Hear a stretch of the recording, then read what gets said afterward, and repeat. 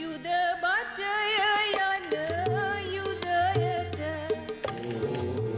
ඉඳින්නෙමි මම ඔබ එනතුරු යනුව නොපැකිල සටනට නෙයින් නෙහෙවුන කුරිරු යුදවි නොයනමුත්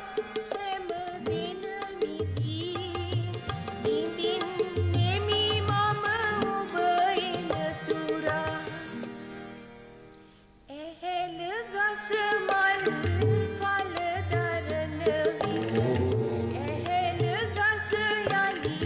කුල සලන විට සීත සමයේ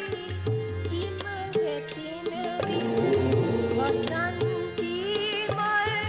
හිමිය දෙන විට යන යුදට හැම අයම එනතුරු පසුව උඹ ඉඳිමි නිරතුරු එහෙන් ගොස් යලි එනුම යහති මගනු මග දෙව් සරණ ලබමි